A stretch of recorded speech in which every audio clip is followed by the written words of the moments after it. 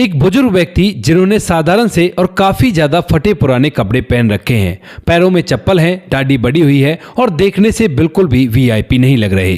वह एक बहुत बड़े रेस्टोरेंट में घुस जाते हैं और वहां पर खाना खाने के लिए वो जाने वाले थे, लेकिन जैसे ही यहाँ पर रेस्टोरेंट का जो मैनेजर होता है वह उन्हें रेस्टोरेंट के अंदर आते हुए देखता है तो एकदम से गर्म हो जाता है और उन्हें धमकाकर वहां से जाने के लिए कहने लगता है। लेकिन बुजुर्ग व्यक्ति वहीं पर खड़ा हुआ था और उसे कुछ कहने की कोशिश करता है, लेकिन इतनी देर में जो मैनेजर होता है वो एकदम से वहां पर आता है और उसका हाथ पकड़कर उसे होटल से बाहर निकाल देता है। कहता है कि निकल जाओ यहां से, ये जगह तुम जैसे भिखारियों के लिए नहीं है। इस बात को सुनकर यहां पर उस बुजुर्ग व्यक्ति की आंखों में आंसू आ जाते हैं, लेकिन फिर भी वो जैसे तैसे खड़ा होता है और वहां से चला जाता है। दिन के समय वाक्य होटल के अंदर हुआ था, लेकिन जैसे ही शाम होती है तो शाम होते होते यहां पर उस होटल के बाहर एकदम से गाड़ियों का काफिला आकर रुकता है, जिसके अंदर यहां इस शहर के डीएम साहब भी थे, एसपी साहब भी थे और ढेर सारी गाड़ियां ऐसी भी थी जो उनकी सिक्योरिटी में चला करती थी।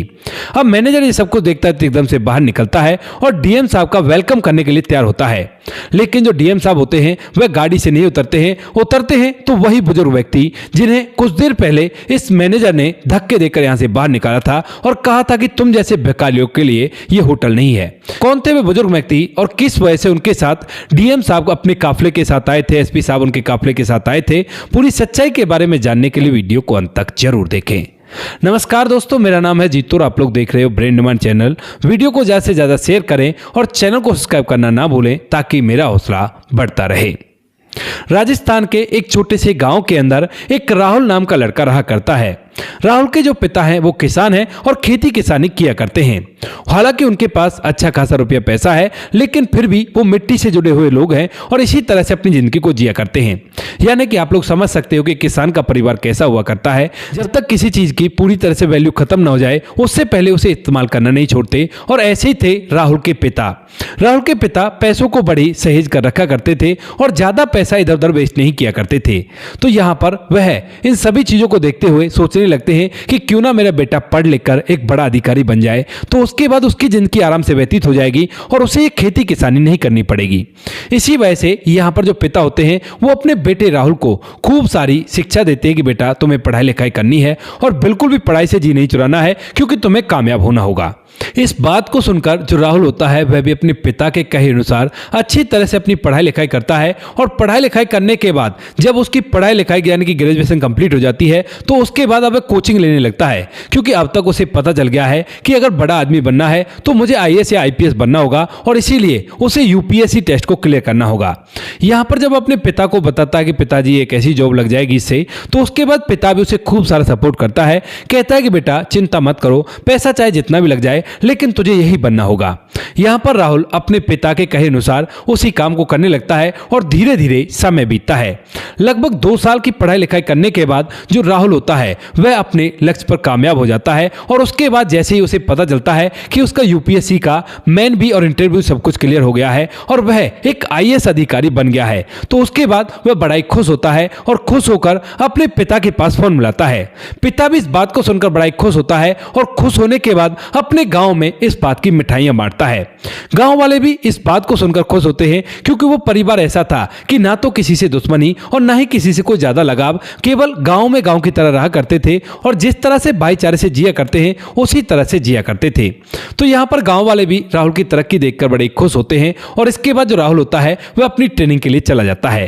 राहुल जब ट्रेनिंग के लिए जाता है तो यहाँ पर उसके लिए काफी सारे रिश्ते भी आते हैं, और उन रिश्तों में से एक रिश्ते को जो राहुल का पिता है वो पसंद भी कर लेता है, लेकिन कह देता है कि जब मेरा बेटा ट्रेनिंग कराएगा तो उसके बाद ही तुम्हारी शादी हो पाएगी। इसके बाद वो लोग भी कह देते हैं लड़की वाले की कोई दिक्कत नहीं, हमें कोई परेशानी नहीं है, बस आप रिश्ता कर लेना। और ऐसा ही सोचकर यहाँ पर राहुल के पिता ने रिश्ता पक्का कर लिया था। उसके बाद जो राहुल होता है अपनी ट्रेनिंग कर लेता है, और ट्रेनिंग करने के बाद राहुल का पिता उससे कहता है कि ऐसा करो बेटा, अब तो मैं कुछ दिनों के लिए छुट्टी लेकर आ जाओ और यहाँ पर अब तुम्हारी शादी होनी है, क्योंकि काफी दिन पहले मैंने तुम्हारे रिश्ते की बात कर ली है। अब जो राहुल होता है उसे अपने पिता के व्यवहार का अच्छी तरह से पता था, और उसे यह भी पता था कि पिताजी जो लड़की मेरे लिए ढूंढेंगे उसमें कोई भी घाटा नहीं रहेगा और वो तो बहुत ही अच्छी रहेगी। इसी बात को सोचकर यहाँ पर जो राहुल होता है झट से रिश्ते के लिए हामी भरता है, और उसके बाद पिता के कहे अनुसार वहां पर आ जाता है। वहां पर आने के बाद लड़का लड़की एक दूसरे को देखते हैं और देखने के बाद दोनों एक दूसरे को पसंद कर लेते हैं। राहुल की शादी एक अंजलि नाम की लड़की से होती है और शादी होने के बाद जो राहुल है वह तो अपनी नौकरी पर चला जाता है, लेकिन जो अंजलि होती है वह घर पर ही रहकर माता पिता की सेवा करने के लिए बोलती है। कहती है कि मैं तो यहीं पर माँ बाबू जी की सेवा करूंगी। और इस बात से राहुल बड़ा ही खुश होता है कि चलो मेरी ऐसी पत्नी आ गई है जिसकी वजह से अब मुझे माता पिता को देखने की जरूरत नहीं पड़ेगी। उसके बाद जो राहुल होता है वो इधर उधर अपनी नौकरी करता रहता है, बार बार उसका ट्रांसफर हुआ करता, तो जहां पर भी ट्रांसफर हुआ करता है वहीं पर जाकर वह अपनी नौकरी को किया करता है। धीरे धीरे कुछ समय बीतता है और कुछ समय बाद जब राहुल के पिता काफी ज्यादा बुजुर्ग हो गए थे तो उसी समय वह राहुल से मिलने के लिए कहने लगते हैं। तो जो राहुल होता है उस समय पर उसकी पोस्टिंग पटना के अंदर होती है। तो उसके बाद वह पिता से कहता है कि ठीक है पिताजी, अगर आप मिलना चाहते हो तो आप यहां पर आ जाओ और यहां पर मैं आपसे मिल लूंगा। इसके बाद जो पिता होता है वह अपने बेटे के कहे अनुसार अकेला ही वहां पर चला जाता है और बिल्कुल साधारण तरीके से ही था, यानी कि जिस तरह से वो गांव में रहा करता था उसी तरह के उसने कपड़े पहन रखे थे और वैसे ही साधारण सी चप्पलों में वह सीधा अपने बेटे से मिलने के लिए पहुंच जाता है। यहां पर जब वह राहुल के घर में जाता है तो राहुल उन्हें देखकर कहने लगता है कि पिताजी आप अच्छे से कपड़े पहनो, क्योंकि मैं एक कलेक्टर हूं और कलेक्टर के पिता अगर ऐसे रहेंगे तो लोग क्या कहेंगे। लेकिन यहां पर जो राहुल के पिता थे वह जमीन से जुड़े हुए थे और कहते हैं कि लोगों का क्या मतलब है, लोगों को कहने दो, जब ये कपड़े मेरे अच्छे हैं, इनमें कोई बुराई तो है ही नहीं और मैं अच्छी तरह से रह रहा हूं, सब कुछ है मेरे पास, क्या दिक्कत है, मैं तो ऐसे ही रहूंगा। इसके बाद राहुल भी ज्यादा नहीं बोलता है और उसके बाद तभी अचानक से राहुल को एक फोन आता है और राहुल से कहा जाता है कि तुम्हें ना मीटिंग के लिए आना है। अब जैसे पिताजी वहां पर पहुंचे थे और दो बातें ही की थी, उससे पहले मीटिंग का बुलावा आ गया। तो उसके बाद राहुल कहता है कि ठीक है पिताजी, मुझे ना कहीं मीटिंग के लिए जाना है और आप ऐसा करना, यहीं से थोड़ी आगे जो चौराहा ना, उस चौराहे पर एक बहुत ही अच्छा रेस्टोरेंट है और वहां पर जाकर खाना खा लेना, क्योंकि लांगड़ी आज आने वाला नहीं है। लांगड़ी उस कुक को कहा जाता है जो कुक बड़े अधिकारी को दिया जाता है। तो उसके बाद यहाँ पर जो राहुल के पिता होते हैं वो कहते हैं कि ठीक है कोई बात नहीं बेटा, शाम को आकर बात करते हैं, तू अपनी मीटिंग को ले आ। इसके बाद राहुल अपनी मीटिंग के लिए चला जाता है और यहां पर जो पिता होते हैं थोड़ी देर इधर उधर समय बिताने के बाद सोचते हैं कि चलो कुछ खा आता हूं। ऐसा सोचकर जो राहुल के पिता होते हैं वे वहां से उस चौराहे की तरफ जाते हैं और वहां पर वो रेस्टोरेंट जिसके लिए राहुल ने उन्हें बोला था वह उन्हें मिल जाता है। यहां पर आने के बाद राहुल के पिता बाहर खड़े होकर उस रेस्टोरेंट को देखते हैं और मन के अंदर ढेर सारे विचार करते हैं। सोचते हैं कि ऐसे रेस्टोरेंट के अंदर तो जाने के बारे में मैंने कभी सोचा भी नहीं था, लेकिन खैर छोड़ो, आज बेटा इतना बड़ा हो गया है कि ऐसे रेस्टोरेंट में मैं आराम से जा सकता हूं, तो कोई बात नहीं, अच्छे से खाना खाते हैं, देखते हैं कि क्या क्या मिलता है इसके अंदर। ऐसा सोचकर राहुल के पिता उस रेस्टोरेंट के अंदर कदम रख देते हैं। लेकिन जैसे राहुल के पिता ने रेस्टोरेंट के अंदर कदम रखा था तो वहां पर माहौल एकदम से शांत हो जाता है और सभी लोगों की निगाहें राहुल के पिता की तरफ डट जाती हैं, क्योंकि उन्होंने साधारण से कपड़े पहन रखे थे और काफी ज्यादा पुराने और फटे कपड़े थे वो। साथ में उन्होंने चप्पल भी पहन रखी थी, सर पर पगड़ी थी और उनकी दाढ़ी मूंछ काफी ज्यादा बड़ी हुई थी। इस बात को देखकर सभी लोग जब उसकी तरफ देखने लगते हैं तो यहां पर जो मैनेजर होता है उसका भी नजर राहुल के पिता की तरफ जाती है और जैसे वो उन्हें देखते हैं तो देखने के बाद एकदम से वहां पर आते हैं और कहने लगते हैं कि आप यहां पर क्यों आ गए, आपको यहां पर आना अलाउड नहीं है और आप यहां से बाहर जाओ। इस बात को सुनकर राहुल का जो पिता है वो कहने ही वाला था कि बेटा मैं यहां पर खाने के लिए आया हूं, लेकिन उससे पहले राहुल का पिता अपने मुंह से कुछ बोल पाता, जो मैनेजर होता है वो एकदम से वहां पर आता है और कहने लगता है कि सुनना भी नहीं देता, तुम जैसे भिखारियों के लिए जगह नहीं है और तुम्हें यहां से बाहर जाना होगा अभी के अभी। इस बात को सुनते ही यहां पर जो राहुल का पिता होता है वह मन ही मन बहुत कुछ इस बारे में सोचता है। इतनी देर में जो वह मैनेजर होता है उसकी बाह को पकड़कर उसे होटल से बाहर फेंक देता है। अब जैसे राहुल का पिता बाहर गया था तो उसके बाद उस होटल की तरफ देखता है और उसकी आंखों में आंसू आ जाते हैं। मैनेजर देखता हुआ उसे कहने लगता है कि न जाने कहां से आते हैं ऐसे भिखारी जो इतने बड़े होटल में बिना कुछ सोचे समझे घुस जाते हैं।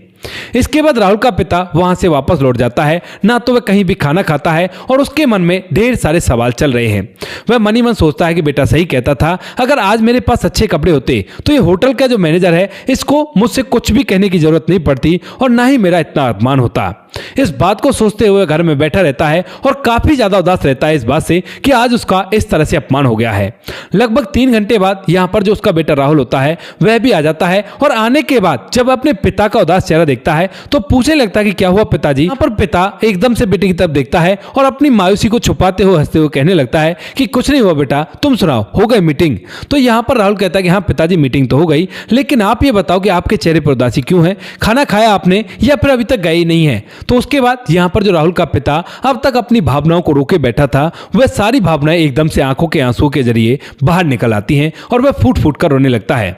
राहुल जब अपने पिता की आंखों में आंसू देखता है तो एकदम से सीरियस होकर उनके पास बैठ जाता है और उनका हाथ पकड़कर कहने लगता है हिलाते हुए कि पिताजी आखिर बात क्या है, आप मुझे बात बताओ, कोई परेशानी हो गई क्या। तो यहाँ पर जो राहुल का पिता है वो पूरे घटनाक्रम को उन्हें बता देता है। कहता है कि बेटा मैं उसी रेस्टोरेंट में गया था लेकिन वहां पर तो लोगों की कदर ही नहीं है। वहां के मैनेजर ने इस तरह से मुझे धक्के देकर बाहर निकाल दिया और कहा कि तुम जैसे भिखारी के लिए हमारे होटल में कोई भी जगह नहीं है और तुम यहां पर कैसे आ गए। इस बात को सुनकर राहुल का पारा साथ में आसमान पर पहुंच जाता है और उसके बाद फौरन से वह अपना फोन निकालता है और वहां के एसएसपी साहब को फोन मिलाता है और भी कुछ ऐसे संबंधित अधिकारियों को फोन मिलाता है जो कि उस होटल पर जाकर उसके खिलाफ काफी सख्त से सख्त कार्रवाई कर सकते थे। और वह अपने पिता से कहता है कि पिताजी अभी के अभी गाड़ी में बैठो और उस होटल वाले को तो सबक सिखाना होगा। इसके बाद पिता मना करने लगता है, कहता है कि नहीं बेटा वो उसका खोट नहीं है, वो तो मेरा ही खोट है, अगर मैं तुम्हारी बातों को मान लेता तो ऐसा कुछ भी नहीं होता। यहाँ पर जो राहुल होता है वो एक भी नहीं सुनता है और कहता है कि अभी के अभी मेरी गाड़ी में बैठो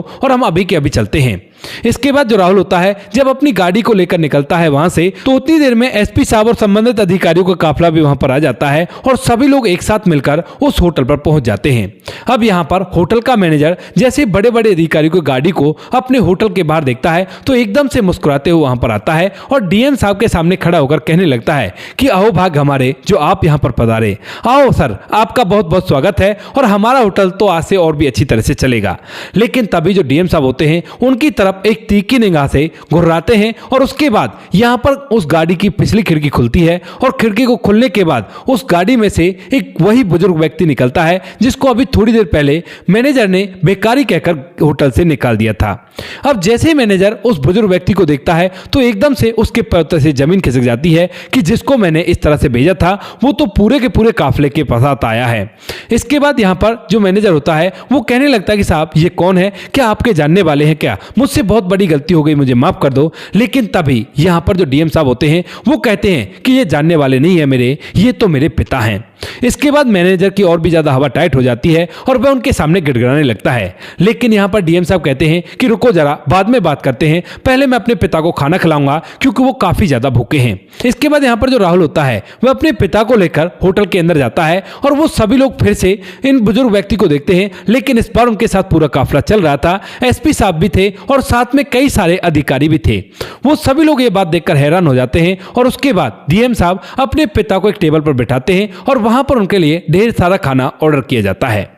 डीएम साहब के पिता जिनका नाम जगदीश होता है वह वहीं पर बैठकर खाना खाते हैं और सभी लोग बस उनकी तरफ घूर घूर कर देखे जा रहे थे। उसके बाद यहां पर जो मैनेजर होता है वह भी काफी ज्यादा डर सहमा सा है क्योंकि इतने सारे अधिकारी वहां पर आए हैं तो अब क्या होगा, कुछ भी ऐसा हो सकता है जिसकी वजह से उसकी नौकरी पर तो नौकरी पर इस होटल की रेपुटेशन पर भी सवाल हो सकता है। इसके बाद जब पिता खाना खा लेते हैं तो यहां पर डीएम साहब उनका बिल चुकाते हैं और कहते हैं कि हाँ मैनेजर साहब अब आप बताइए क्या आपको ये भिखारी दिख रहे हैं। तो यहां पर जो मैनेजर साहब होते हैं वो एकदम से उनके सामने हाथ जोड़ते हैं, कहते हैं कि सर गलती हो गई, माफ कर दो, आगे से ऐसा कुछ भी नहीं होगा। लेकिन तभी जो कलेक्टर साहब होते हैं वो बहुत जोर से उस पर गुस्सा हो जाते हैं और उसे बुरी तरह से धमकाते हुए कहने लगते हैं कि ये तुम्हारा कहाँ का कानून है, किस कानून में लिखा है कि जिसके कपड़े अच्छे नहीं है उनको तुम खाना नहीं खिलाओगे, चाहे वो पैसे दे या ना दे, तुमने पहले ही जज कैसे कर लिया। मैनेजर जो होता है वो उनके सामने गिड़गिड़ाने लगता है। लेकिन यहाँ पर डीएम साहब कहते हैं कि तुम्हारे होटल को तो मैं बंद करवा कर रहूंगा क्योंकि तुमने ढेर सारे नियमों का उल्लंघन किया है और कोई ना कोई तो ऐसी चीज मिल ही जाती है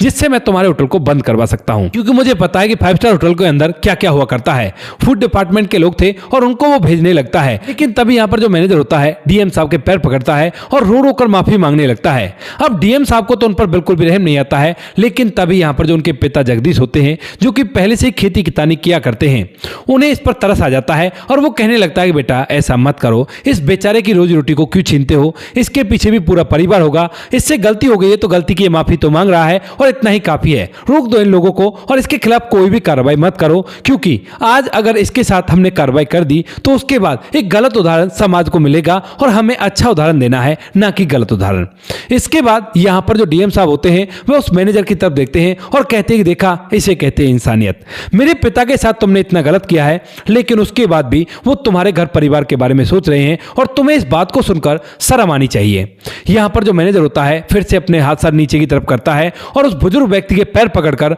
रो रो कर उनसे माफी मांगता है। यहाँ पर बुजुर्ग व्यक्ति उसे माफ कर देता है और कहता है कि बेटा आगे से ध्यान रखना कि कोई भी व्यक्ति अगर तुम्हारे दरवाजे पर आता है तो उसे भूख तो लगी होती है, तभी वो रेस्टोरेंट पे या होटल पर आएगा। तो किसी को भी खाली हाथ मत भेजना, भले ही तो उसके पास पैसे हो या ना हो, लेकिन उसे खाना तो खिलाई देना। खाना खिलाने में तुम्हारा भला क्या जाता है, कोई बात नहीं, थोड़ा बहुत पैसा वो लोग खा लेंगे तो कोई बड़ी चीज नहीं है। इस बात को सुनकर मैनेजर कहता है कि बाबूजी, मैं वादा करता हूं कि आज के बाद किसी के कपड़ों को देखकर किसी को जज नहीं करूंगा और ऐसा कुछ आपको देखने को नहीं मिलेगा।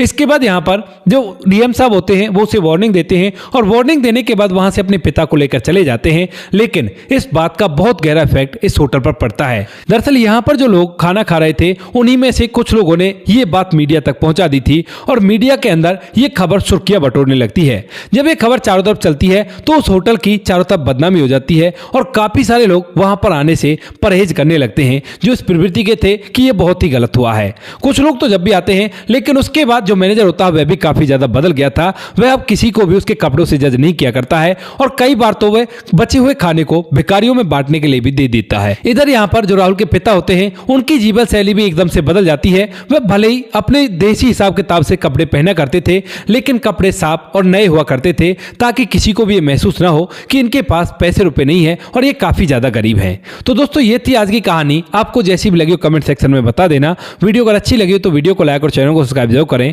ताकि हमें थोड़ा सा हौसला मिल सके आप लोगों के लिए ऐसी अच्छी वीडियो बनाने के लिए। इन कहानियों को सुनाने का उद्देश्य किसी को परेशान करना बिल्कुल भी नहीं है। ये कहानी आपको इसलिए सुनाई जाती है ताकि आप लोग इन कहानियों में से कुछ ना कुछ सीख सको और अपने जीवन में उस चीज को अप्लाई कर सको। मिलते हैं किसी नेक्स्ट वीडियो नए टॉपिक के साथ, तब तक के लिए जय हिंद, जय भारत, जय हिंदुस्तान।